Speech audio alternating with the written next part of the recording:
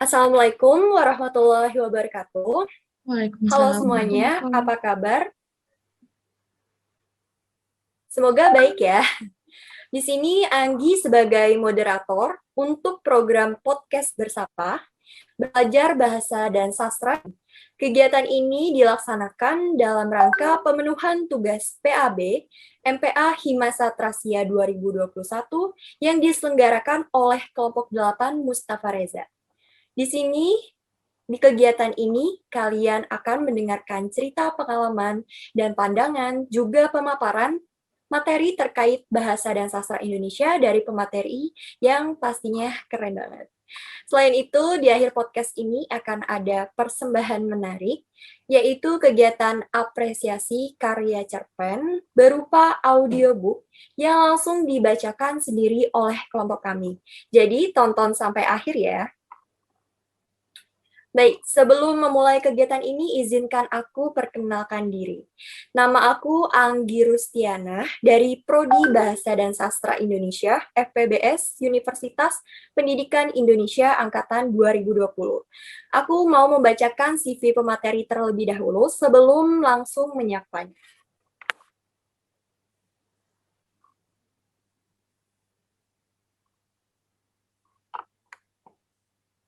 Pemateri kali ini bernama Mutiara, tempat tanggal lahir Jakarta 7 Mei 1996, pekerjaan sebagai staf di Pusat Pembinaan Bahasa dan Sastra, Badan Bahasa Kemdikbud RI. Alamat asal dan alamat sekarang di Bogor. Alamat email mutiaramuti1996@gmail.com. Riwayat pendidikan terakhir S1, Pendidikan Bahasa dan Sastra Indonesia, UPI Bandung tahun 2014 sampai 2018. Riwayat organisasi Himasa Trasia tahun 2014 sampai 2016.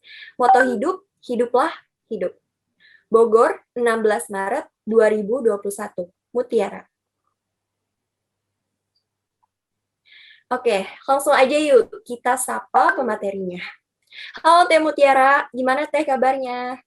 Alhamdulillah sehat. Aku sebenarnya bukan pemateri sih, agak keberatan juga kalau pemateri. Kayaknya serius banget gitu ini acaranya. Padahal kayaknya kan kita di sini cuma sharing-sharing aja. Jadi aku sama Anggi juga sama gitu. Gak ada pemateri sih sebenarnya. Jadi kita sama-sama saling sharing aja pengalaman kita terkait bahasa dan sastra Indonesia gitu. Alhamdulillah aku baik. Iya, Anggi sendiri gimana? Baik? Alhamdulillah aku juga baik Teh. Kalau boleh tahu nih Teh, Teteh lagi sibuk apa nih belakangan ini? Kalau sibuk apa sih sebenarnya paling sibuk kerja ya. Seperti yang tadi sampaikan oleh Anggi juga, kalau saat ini aku bekerja di Pusat Pembinaan Bahasa dan Sastra, eh, di Badan Bahasa di bawah Kementerian Pendidikan dan Kebudayaan. Aku lebih tepatnya sekarang-sekarang ini lagi ngurusin soal literasi, eh, yang dimana tuh terdiri dari penyediaan bahan bacaan literasi, lalu bimbingan teknis terkait pegiat-pegiat literasinya juga, berinteraksi dengan komunitas-komunitas literasi, kayak gitu. Wah, menarik ya Teh. Nah Teh, ngomong-ngomong nih Teh, saat ini masih banyak nih, terutama para remaja yang hanya tahu kalau hasil karya sastra itu hanya cerpen, puisi, novel yang isinya cenderung ringan tapi masih aktual dan menarik. Karya-karya tersebut biasanya tergolong sastra populer seperti novel karya Andrea Hirata, Terelie, Raditya Dika, puisi-puisi yang ada di majalah, dan sebagainya. Nah, berdasarkan hasil survei yang kami lakukan ya Teh, dapat disimpulkan juga masih banyak yang tidak mengenal sastra serius. Menurut Teteh, apakah sastra serius ini penting untuk diketahui dan apa sih perbedaan antara sastra serius itu sendiri dengan sastra populer? Oke, kalau aku sih lebih sepakatnya menyebutnya sastra adiluhung mungkin ya. Aku kurang paham juga kalau ada istilah baru sastra serius ya, karena menurutku semua karya sastra ya serius gitu, nggak ada yang nggak serius. Mungkin perbedaannya kalau sekarang tuh sastra populer identik dengan cerita-cerita romansa remaja gitu. Kalau sastra serius mungkin kenapa dijulukinnya sastra serius, karena mungkin isinya lebih berat ya gitu, ada unsur politiknya, ada unsur seninya, ada unsur budayanya gitu. Jadi kalau menurutku nggak ada pengelompokan sastra populer dan sastra serius, semuanya sama-sama memberikan informasi, sama-sama memberikan pengalaman menarik ketika kita membacanya. Kayak gitu sih. Jadi, menurutku perbedaannya mungkin terletak dari segi, citraan dari bukunya ya gitu. Kalau misalnya sastra populer kan itu tadi tema-temanya lebih ringan, tema-temanya lebih dekat dengan pembaca yang usianya mungkin rentangnya remaja gitu ya. Dari siswa SMP, SMA, biasanya kan kalau novel-novel apa sih yang kita tahu misalnya romansa-romansa gitu ya, yang, kemarin juga siapa sih, kayak Ritik Seduh ya, yang novelnya kan baru diangkat juga tuh jadi film. Betul, Itu Teh. kan iya, itu kan, digandrungi sama para remaja ya, makanya itu bisa dikatakan sebagai sastra populer gitu, ataupun Terelie misalnya. Tapi kalau menurutku yang, apa perbedaannya mungkin itu terletak dari citraannya, lalu terletak juga dari tata bahasanya mungkin. Kalau di tata bahasa di sastra Adiluhung kan dia, mungkin sesuai dengan kaidah, lebih tertata tata bahasanya gitu, sedangkan sastra populer mungkin keluar dari itu. Kayak gitu sih menurutku. Jadi, menurutku sebenarnya nggak ada penggolongan seperti itu ya, semuanya karya sastra, semuanya memberikan pengalaman menarik, karena kan, semuanya memberikan keindahan, kalau kita ingat salah satu fungsi sastra kan memberikan keindahan ya, gitu. Iya, betul sekali ya, Teh. Terus yang aku dengar-dengar ya, Teh, saat Mhm, ini gitu. Orang-orang saat ini tuh berpendapat bahwa sastra populer itu hanya mengedepankan hiburan komersial dibandingkan kualitas isinya. Apakah Teteh mhm. sependapat dengan itu atau bagaimana, Teh? Enggak sih ya, karena menurutku sastra populer juga memiliki kualitas, yang bagus juga gitu, karena itu tadi gitu, kita harus melihat siapa sasaran pembacanya. Kalau misalnya novelnya laku gitu, banyak pembacanya, banyak dicari di toko buku, berarti dia mau punya kualitas yang bagus juga gitu. Jadi nggak fair juga atau nggak adil gitu kalau kita bilang, seperti tadi tuh, sastra populer itu hanya untuk kepentingan komersil. Karena menurutku sebuah karya sastra dicari di toko buku tuh pasti karena dia punya kualitas gitu, karena ada yang menggandrungi si karya sastra tersebut, punya banyak, bisa memikat banyak para pembaca. Jadi nggak adil ya kalau misalnya dikatakan seperti itu gitu. Iya, setuju Mhm. banget ya, Teh. Eh, Tapi betul, menurut betul. Anggi sendiri, apa, sastra populer begitu nggak sih gitu? Karena menurutku, dulu aku suka sastra populer dan menurutku banyak juga gitu yang berkualitas. Dulu aku inget, kayak misalnya, kita baca, apa ya, novel-novel dari Gagas Media misalnya, penerbit Gagas Media, itu menurutku banyak juga kok yang berkualitas dari segi tata bahasa, dari segi citra, dari segi, penceritaannya gitu, banyak kok gitu yang bagus-bagus gitu. Iya, setuju Teh. Aku Mhm, juga suka baca karya Terelie ya. Dan menurut aku mhm, kualitas dari ceritanya itu sangat menarik gitu dibandingkan novel-novel fantasi lainnya gitu menurut mhm, aku. Iya, oke. Selanjutnya nih Teh. mhm. Teh dulu kan alumni jurusan Bahasa dan Sastra Indonesia ya Teh. Iya Mungkin betul. boleh nih Teh berbagi pengalaman Teteh selama kuliah di jurusan tersebut. Dulu apa sih alasan Teteh untuk memilih masuk di jurusan Bahasa dan Sastra? Alasannya sebenarnya, kepleset kepleset tapi, kepleset di jalan yang benar. Jadi sebenarnya itu dari kecil, memang sudah suka, apa ya, sudah suka baca kayak cerpen atau dongeng gitu kan. Dulu kan kalau misalnya kita kecil, mungkin nggak tahu ya, anak kecil sekarang masih baca atau enggak, ada banyak banget majalah Bobo gitu. Dulu tuh seneng banget, ke tukang koran, setiap minggu ya kalau nggak salah, untuk beli majalah Bobo atau majalah yang lain. Lalu berkembang juga tumbuh ikut, dengan kumpulan cerpen Bobo, atau kalau kita kenal KKPK tuh dari Mizan, itu zamanku juga udah ada gitu, zaman aku kecil. Dan, eee, aku rasa tuh ketika aku baca itu, menarik gitu, isinya tuh menarik dan, bikin aku tuh terpikat untuk menyenangi bahasa. Lalu, ditambah juga karena suka, akhirnya tertarik, pengen coba buat gitu. Jadi tuh dulu, aku suka nulis, dongeng. Terus, dongengnya itu aku tulis di buku tulis, terus teman-teman kelasku tuh pada baca nih, giliran satu-satu, entar mereka komentar, "Ini ceritanya nggak seru, ini seru, ini nggak seru," gitu. Nah, dari situ, mmm, apa ya, muncul hasrat, ingin, tertarik nih suatu saat punya cita-cita jadi penulis gitu.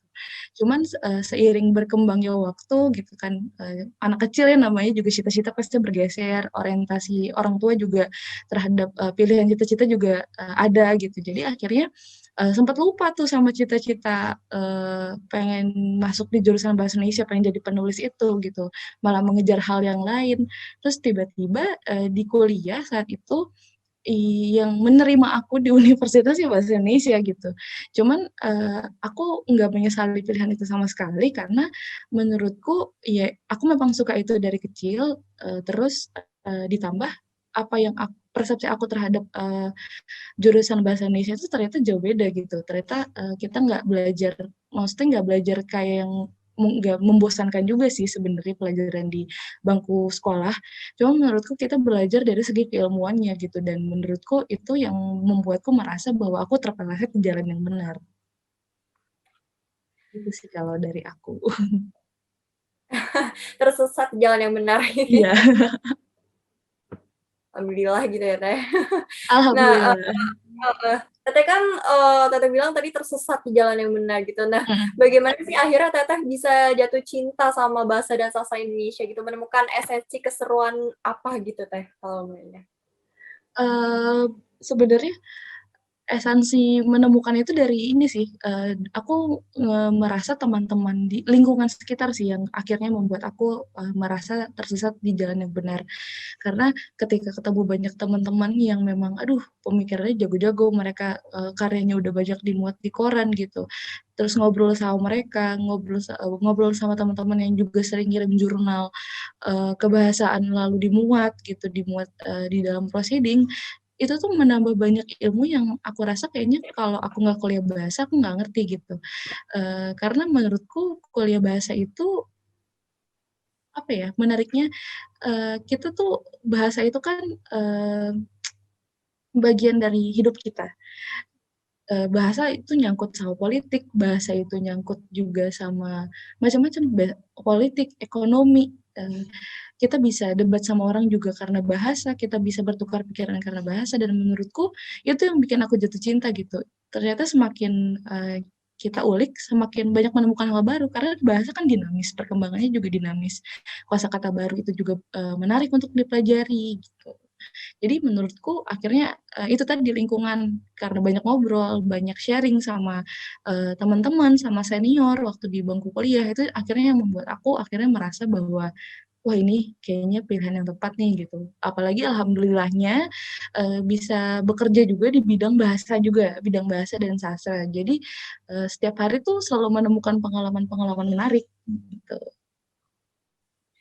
Wah, keren keren Teh. Iya. Nah, Teteh kan awalnya, awal-awal masuk jurusan sastra gitu masih terasa kalau, kurang cocok gitu, pasti ada dukanya ya, Teh? Mungkin boleh nih, apa aja sih Teh suka dukanya sama kuliah di jurusan Bahasa dan Sastra Indonesia? Aduh, kalau duka sih mungkin, semua anak kuliah sama, semua anak sekolah sama, dukanya pasti, ada tugas, terus kesulitan, mengerjakan tugas gitu di awal-awal karena nggak terlalu paham, karena aku dari jurusan IPA waktu itu.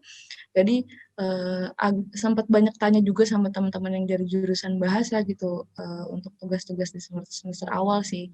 Jadi tapi kesana-sananya banyak sukanya, karena menurutku kuliah kalau nggak dijalanin dengan, hati yang ikhlas, terus kita, merasa bahwa ini adalah sebuah perjalanan yang menyenangkan, nggak akan punya kisah-kisah menarik nantinya gitu. Jadi, setelah aku merasa, ya udahlah dibawa seneng aja, kesana-sananya tuh aku merasa bahwa, kuliah tuh selalu menyenangkan, jadi selalu suka aja, jarang ada dukanya. Dinikmati ya, Teh? Iya dinikmati, tugas paling dukanya ya, sama kayak anak-anak kuliah lainnya gitu, nggak suka ngerjain tugas. Betul, sama aku juga Teh. Iya. Nah, gini nih Teh, pasti di sini ada adik-adik SMA, Mhm, siswa yang, terutama kelas mhm. 12 yang ingin melanjutkan pendidikannya ke perkuliahan dan berminat untuk memilih jurusan Bahasa dan Sastra Indonesia. Nah, boleh dipaparkan nih Teh lebih lanjut tentang Mhm. apa sih Bahasa dan Sastra Indonesia itu? Oke, kalau menurutku bahasa itu, merupakan sebuah alat ya gitu. Jadi, dengan bahasa kita bisa menyampaikan gagasan, dengan bahasa kita bisa menyampaikan informasi, dengan bahasa kita bisa menambah ilmu pengetahuan gitu. Jadi bahasa itu merupakan, alat gitu. Sedangkan sastra itu adalah bagian yang tidak bisa terpisahkan dari bahasa. Karena, seperti kita tahu, sastra itu menggunakan bahasa, sebagai alatnya. Penulis itu menggunakan bahasa untuk menyampaikan perspektifnya dia terhadap apa yang ingin dia sampaikan, gitu. Jadi, menurutku, bahasa dan sastra adalah sebuah kesatuan yang nggak bisa dipisahkan karena dari, bahasa kita bisa belajar sastra, dari sastra kita bisa belajar mengenai bahasa, kayak gitu. Lebih singkatnya gitu ya. Iya setuju banget Teh, karena sastra itu, medianya adalah bahasa sebagai medianya gitu ya Teh. Iya, betul. Sastra adalah, pengekspresian dari Mhm. iya, betul sekali Teh. Nah, tadi kita kan udah berbincang-bincang tentang apa sih bahasa dan sastra Indonesia itu. Sekarang aku mau tanya nih Teh, bagaimana pandangan Teteh saat seseorang sudah memiliki minat terhadap bahasa dan sastra tapi masih bingung untuk mengembangkan dan menyalurkannya? Kalau dari pengalaman aku sendiri ya Teh, dulu pas masih duduk di bangku SMA, aku suka banget sama pelajaran bahasa Indonesia. Mhm, Karena aku suka belajar tata bahasa, terus aku mhm. pengen bisa berbicara dengan bahasa yang baik dan benar. Terus aku suka nulis cerpen di buku harian gitu. Tapi, dari semua itu aku bingung gitu untuk gimana sih ya mengembangkan dan menyalurkan minat aku itu. Ada nggak sih, cara dari Teteh agar bisa mengembangkan, menyalurkan minat terhadap bahasa dan sastra, khususnya sastra ya, Teh? Oke, kalau menurutku sekarang banyak platform ya gitu, kayak misalnya Wattpad itu banyak banget penulis-penulis yang jadi lewat Wattpad. Atau juga misalnya, mau, mundur lagi misalnya, eee, blog misalnya, itu juga menjadi salah satu medium, bagi penulis-penulis sekarang untuk menyampaikan, isi tulisannya isi pikirannya gitu, gagasan yang, mereka pikirkan terhadap suatu masalah gitu.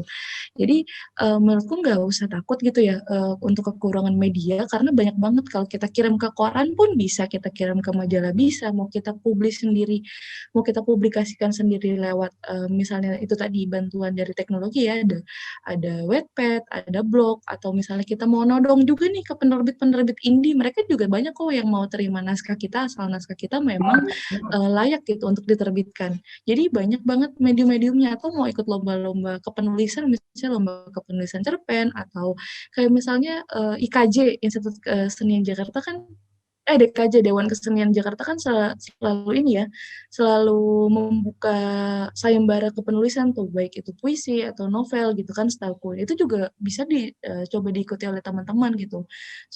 Siapa tahu kan teman-teman menang dan dari pengalaman menang itu, bisa mengantarkan teman-teman untuk melahirkan karya-karya lainnya, kayak gitu. Mmm. Jadi sebenarnya banyak sih platformnya, banyak medianya, nggak usah takut, buat aja karya sebanyak-banyaknya. Nanti, urusan nanti diterbitkan atau enggak, itu urusan belakangan, tapi kita mau berusaha untuk selalu membuat karya baru, kita nggak malu untuk meminta masukan dari, teman-teman sekitar terhadap tulisan kita, nanti feedback-nya atau, hal-hal yang, didapatkan dari teman-teman kita sudah baca karya kita itu, bisa menjadikan kita, bisa menjadikan tulisan kita menjadi lebih baik. Wah, iya, bener ya, Teh. Intinya sih Setuju jangan sih. ini ya, jangan, takut ditolak, jangan takut gagal gitu, karena, pasti, banyaklah, nantinya kalau kita udah sering berlatih, terus kita juga dari sering berlatih, terus misalnya kita publish nih di blog, terus banyak yang komentar juga, soal tulisan kita. Nah, dari situ kan kita bisa belajar pandangan orang lain terhadap tulisan kita, karena kita kan kalau misalnya menilai tulisan kita, "Wah ini sih bener aja," gitu, menurut kita bagus-bagus aja aja gitu. Tapi kan di mata orang lain, di mata pembaca belum tentu bagus gitu. Karena banyak juga yang senang nulis nih. Terus akhirnya jadi down gitu karena banyak komentar orang dan akhirnya berhenti nulis gitu sama sekali dan berhenti mencoba. Iya, banget. Iya, makasih Teh sarannya. Nah, udah nggak kerasa nih Teh, kita sampai di penghujung acara. Mm. Dan sebelum nutup obrolan ini, boleh nih Teh Mutiara kasih pesan kesan atau tips buat adik-adik SMA yang berminat di kuliah Bahasa dan Sastra Indonesia. Oke, kalau menurutku kalau udah punya minat dan emang pengen benar-benar belajar serius, nggak usah takut karena kedepannya misalnya nih banyak juga kan stigmanya nanti cari kerjanya susah kayak gitu. Sebenarnya apa ya, yang namanya kerjaan itu pasti rezeki dari yang di atas, dari rezeki dari Tuhan gitu. Jadi eh, apa ya, jangan sampai itu menghentikan langkah kita gitu, menghentikan minat kita untuk mempelajari itu secara serius karena banyak banget banyak banget pekerjaan di luar sana yang bisa menerima lulusan bahasa dan sastra Indonesia gitu. Dan bagi yang belum punya minat tapi kayaknya setelah mendengar acara ini nih, wah kayaknya tertarik nih gitu. Ayo dipupuk rasa tertariknya itu dengan misalnya mulai cari tahu tentang karya sastra itu apa sih gitu. Jangan langsung yang sastra yang serius nih atau yang tadi tuh sastra di luhung. Mulailah dengan baca-baca karya-karya yang ringan gitu. Nah, atau nggak harus sastra sih, bisa jadi buku non fiksi ya. Itu kan juga banyak buku non fiksi yang bagus-bagus. Nah, dari situ bisa jadi timbullah rasa suka terhadap bahasa kayak gitu. Jadi jangan pernah takut kalau misalnya sudah punya minat, diteruskan saja minatnya gitu, diteguhkan, dimantapkan hatinya untuk memilih jurusan ini karena menurutku nggak ada yang salah, semua ilmu itu sama bagusnya dan sama bermanfaatnya. Oke, Teteh, terima kasih pesannya. Eh, Nah, teman-teman dan adik-adik, seperti yang aku katakan di awal, bahwa akan ada persembahan menarik dari kami, yaitu apresiasi karya sastra, pembacaan cerpen karya Anggraini Putri oleh kelompok 8 Mustafa Reza. Persimpangan Kota, cerita pendek, karya Anggraini Ayu Setiodewi, dibacakan oleh kelompok 8 PAB Himasa Trasia 2021. Baik siang maupun malam hari, aktivitas kota tidak pernah padam. Lalu lintas selalu ramai. Orang-orang sibuk setiap saat. Aku sering berjalan-jalan sendirian, sekedar menikmati pemandangan atau hiruk-pikuk jalanan di malam hari. Rasanya menyenangkan melihat Bandung di malam hari. Bukan hanya terasa lebih romantis, tetapi lebih intim. Aku merasa akrab sekali dengan kehidupan Bandung saat malam hari. Namun, entah kenapa, beberapa minggu terakhir ada pemandangan yang membuatku cukup penasaran. Pada salah satu persimpangan Braga, aku melihat ada seorang kakek tua yang mondar-mandir dan diam di sudut sana. Aku terus teringat temanku yang menunjukkan video kakek tersebut padaku. Saat aku sedang berkumpul dengan teman-temanku, Nadia, teman satu kos, menunjukkan video viral dari salah satu media sosial yang sekarang sedang diminati oleh semua kalangan. Mungkin faktor media sosial yang semakin ramai digunakan, segala sesuatunya diabadikan, entah untuk popularitas atau memang bermaksud baik. Ri, lihat deh, lagi rame nih di Tokitok.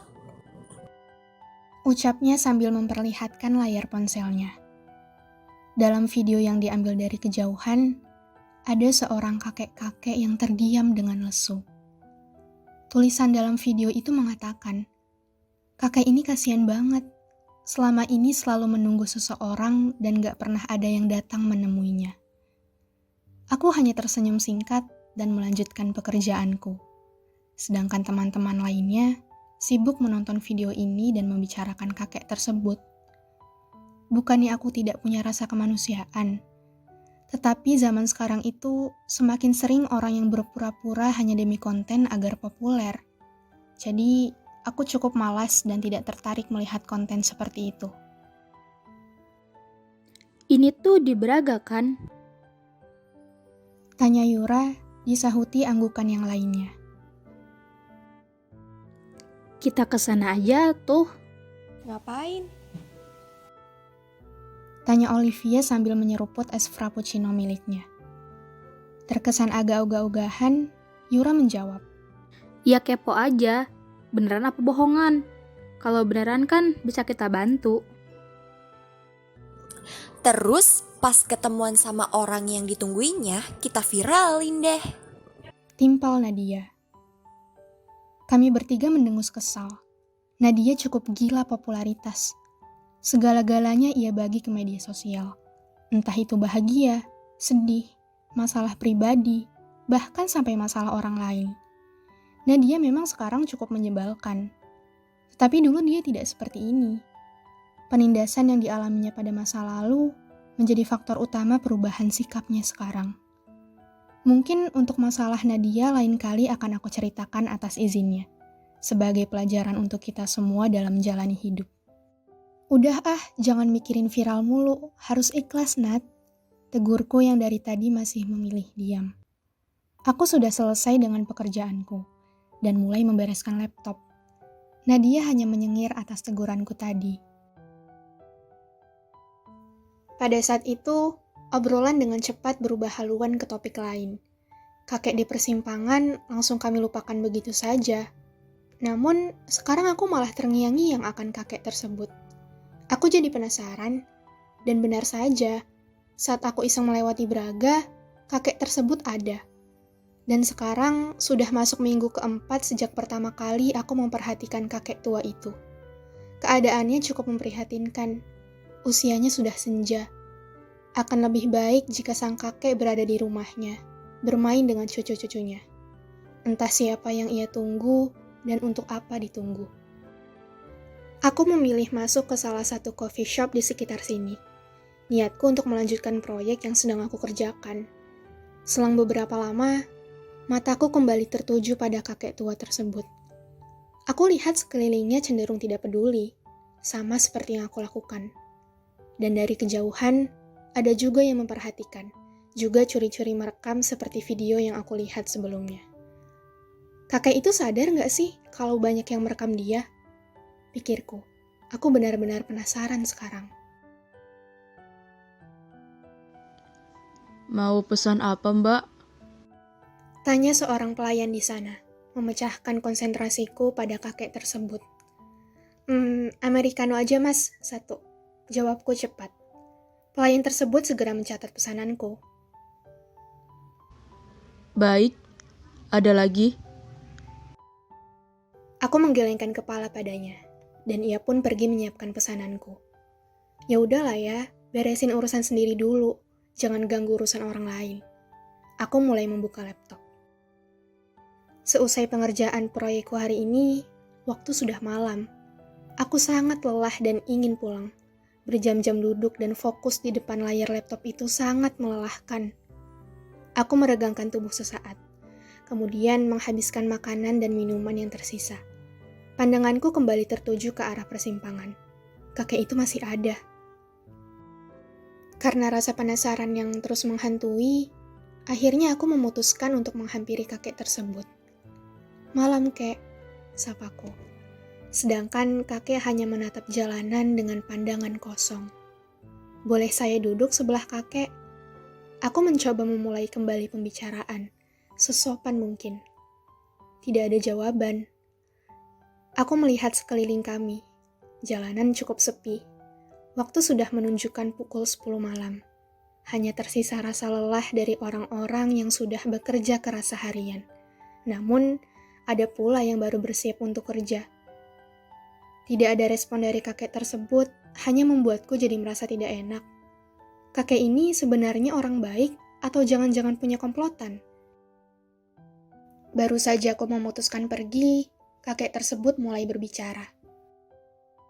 Nama saya Anwar. Ucapannya menghentikan langkahku.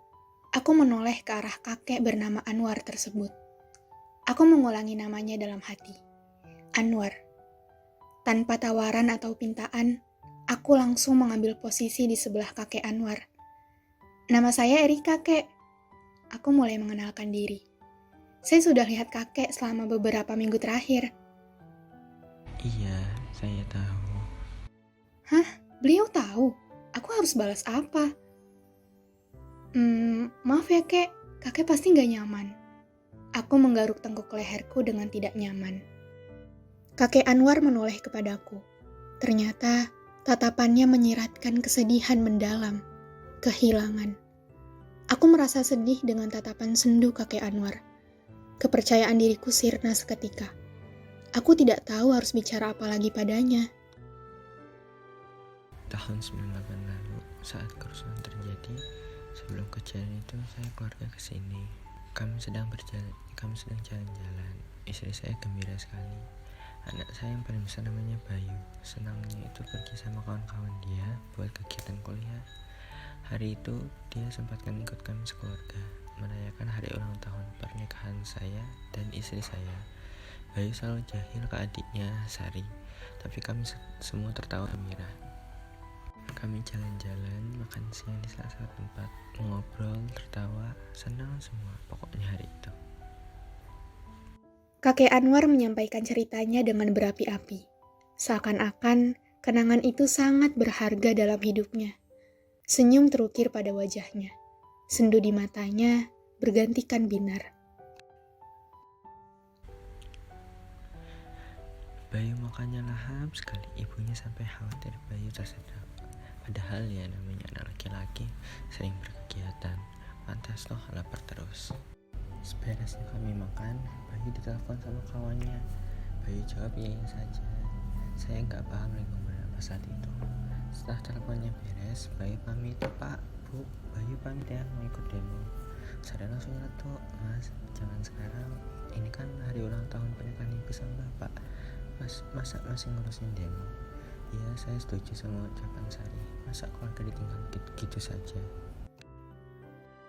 Aku hanya menggut-menggut pelan, masih mendengarkan cerita dari kakek Anwar. Saya juga marahin Bayu. Gak usah lah urusin gitu-gituan, ntar kamu yang repot sendiri, saya bilang. Tapi Bayu kekeh mau pergi. Istri saya cuma bisa diam, sedih. Akhirnya saya bilang, ya wes kalau mau pergi bapak ndak larang. Bayu senang diizinin saya, ibunya masih berat buat dikasih izin. Kami sekeluarga jalan ke persimpangan sini. Bayu pamit sekali lagi. Dia bilang, Pak, Bu, Sari, Bayu pamit dulu. Nanti Bayu pulang secepat mungkin. Bayu bicaranya sambil bercanda. Biar suasana mencair, ibunya senyum saja. Saya sama Sari ketawa kecil. Kami kira dia ikut demo itu di Bandung, makanya kami biarin ikut.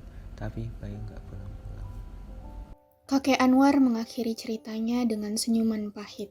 Perasaanku hancur mendengar cerita kakek Anwar. Selama ini, dia menunggu anaknya di sini, tempat terakhir mereka bertemu. Jadi, kakek sejak hari itu selalu menunggu di sini? Tanyaku pelan. Kakek Anwar mengangguk. Beberapa hari setelahnya, saya cari-cari Bayu ke semua tempat.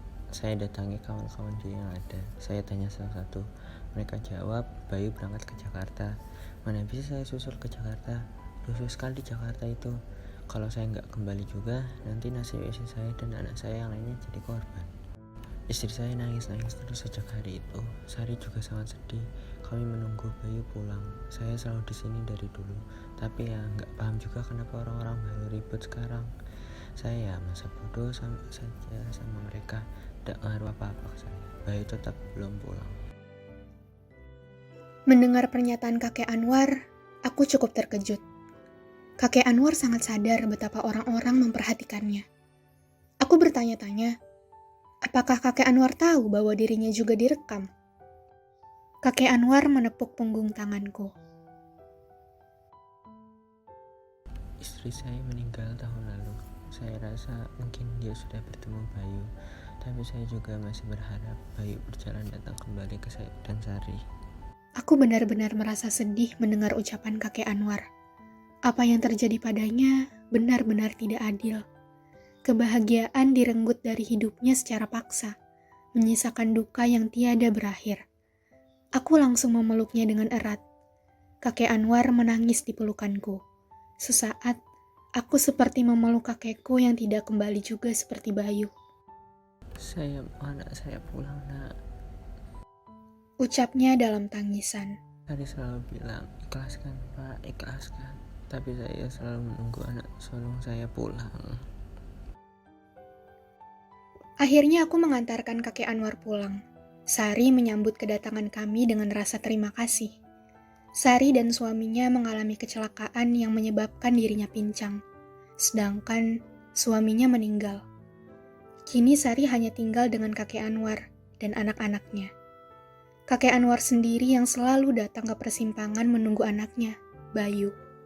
Sari tidak bisa melarang ayahnya. Saat sudah tengah malam, anaknya akan menjemput kakek Anwar ke persimpangan. Beberapa bulan setelahnya, aku mendapat kabar dari Sari bahwa kakek Anwar wafat. Aku mendatangi pemakaman kakek Anwar. Sari menangis terseduh-seduh. Aku menghampiri Sari dan memeluknya, menyampaikan bela sungkawa. Yang kuat ya, Mbak. Sari menangis dalam pelukanku. Tolong doakan Bapak ya, Ri. Aku mengangguk. Sekarang Bapak akhirnya ketemu sama Mas Bayu dan Ibu. Bapak nggak perlu capek-capek nunggu di persimpangan. Aku merasa sedih untuk Sari. Aku bersyukur karena Sari masih memiliki anak-anak bersamanya. Setelah semua orang pergi, aku berjongkok di samping makam kakek Anwar. Kakek, akhirnya kakek ketemu Bayu. Semoga kakek bisa hidup dengan tenang di sana. Aku pun pergi meninggalkan makam. Langit Bandung kini cerah. Bagiku itu adalah isyarat bahwa kakek Anwar telah benar-benar bertemu dengan anak yang ditunggunya selama ini, Bayu. Semoga kelak Bayu mendapatkan penghormatan terakhir yang pantas didapatkannya. Wah, gimana nih? Tadi penampilan dari kelompok 8, menarik ya. Semoga kalian terhibur. Baik, sekian terima kasih aku ucapkan untuk para penonton dan khususnya kepada Teh Mutiara yang sudah meluangkan waktu di tengah kesibukannya untuk memberi ilmu yang luar biasa kepada kami. Terima kasih, Teh.